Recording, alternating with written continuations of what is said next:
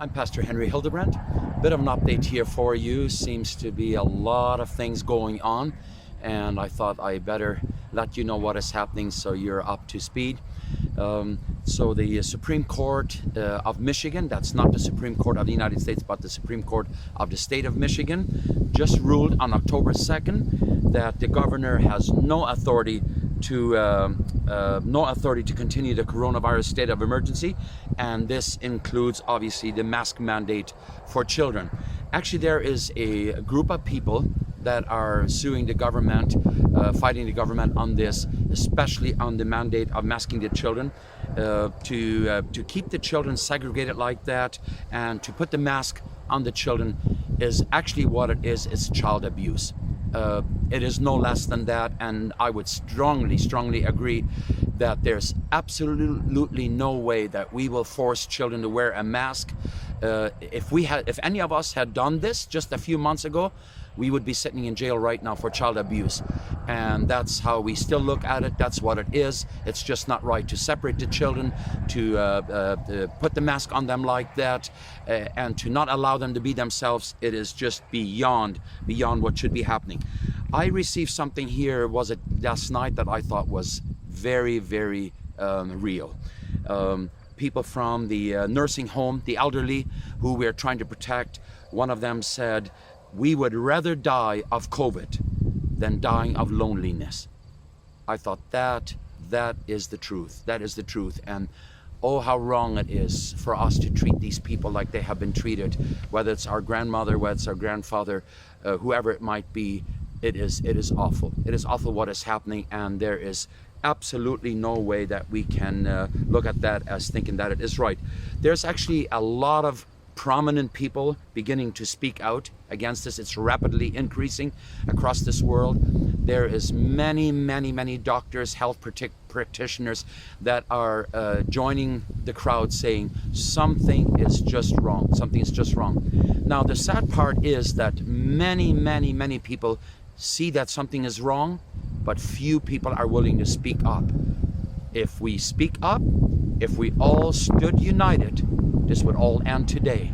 The problem, the reason they can go on with this thing that they're doing is because people are not speaking up. May God help us to stand, take our stand where we need to stand, and do it now where people need us the most.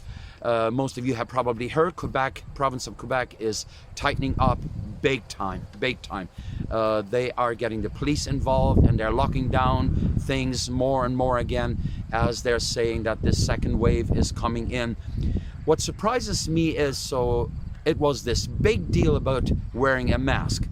So must I conclude now then that the masks have not been working? Is that what it is? Or why did the second wave come in now? So it's either one or the other, right? So if the masks are working, then there should be no more waves coming in. So why do we have this second wave coming in? So as we know, and as we've said before, the masks are not working. It's clear, science is not behind it. It hasn't been proven on any front. They aren't. It's just a matter of whether people will come under or not. Jesus actually said to the Pharisees, which were the leaders of the time, he told them, he said, "Ye blind guides, which strain at a gnat and swallow a camel." In Spanish, it's really beautiful. You might not know Spanish, but maybe you know, maybe I can just say this one sentence. Cuelan el mosquito y se tragan el camello. They swallow the mosquito, but they strain out the mosquito, but they swallow the camel. On April 24th this year, 12,295 people were tested, and 640 were positive for COVID. That's 5.2%. September 28th of 2020, 41,100 people were tested, 700 people were positive. Well, that's more. 700 is more than 640. Hold on just a bit. 41,000 people were tested, 700 people were tested positive. That's only 1.7%. Way less than back then. Doug Ford, the Premier of Ontario, just made an announcement now, and he says we're locking everything back up. Restaurants closed, other things closed. He said we just have to lock it back up. He said that's for the 3 regions of Ottawa, Toronto, and Peel region. The mayor of Mississauga just now announced at lunchtime that she is not going along with it. She said there's just no data to back it up. I say amen and amen. Good thing that the Premier has learned one thing. He added to his announcement, he said churches will not be closed. So I thank God for that. We must keep on praying. We must keep on standing now when the people need us the most. God help us.